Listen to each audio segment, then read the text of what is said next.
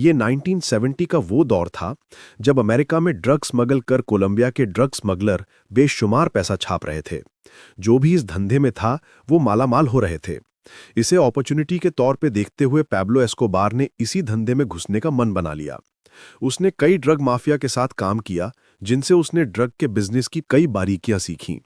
उसने न केवल स्मगलिंग रूट्स के बारे में जाना, बल्कि ड्रग वर्ल्ड में बहुत से इंपॉर्टेंट कनेक्शन भी एस्टैब्लिश कर लिए, जो आगे चलकर उसके बहुत काम आने। पाब्लो बहुत अच्छे से जानता था कि दूसरों के लिए काम करके वो सबसे बड़ा अमीर नहीं बन सकता।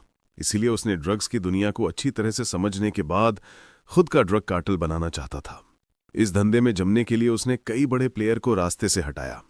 साल 1975 में उसने मिडेलिन के सबसे बड़े कोकीन के स्मगलर फैब रेस्पो को मरवा दिया और उसके लोगों को अपने साथ काम करने के लिए मना लिया।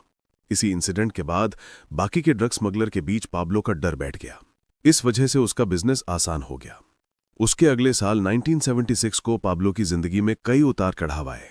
इसी साल उसने 2 और बड़े ड्रग माफिया के साथ मिलकर खुद का मेडेलिन कार्टेल शुरू कर दिया, जिसका काम कोकीन की प्रोडक्शन से लेकर डिस्ट्रीब्यूशन तक था। कार्टेल का हेड पाब्लो खुद बना, जो पहले ही कोकीन प्रोड्यूसर और ट्रांसपोर्ट एक्सपर्ट और कुछ करप्ट गवर्नमेंट ऑफिशियल के साथ रिलेशनशिप डेवलप कर चुका था।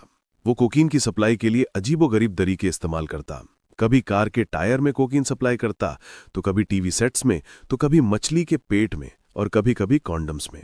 इसके अलावा एरोप्लेन के टायर में भी कोकीन भर के सप्लाई करता। ऐसा करने में फ्लाइट के पायलट को वो लाखों डॉलर इनाम में देता। इस तरह इसकी लीडरशिप में इसका बिजनेस बढ़ने लगा और काफी अच्छी कमाई करने लगा। जब उसके पास काफी दौलत हो गई तो उसने बिजनेस को एक्सपैंड करने के लिए सबमरीन और एयरक्राफ्ट खरीदकर उनसे कोलंबिया समेत पेरू, बोलीविया और इक्वाडोर जैसे देशों से भी अमेरिका के अंदर कोकीन सप्लाई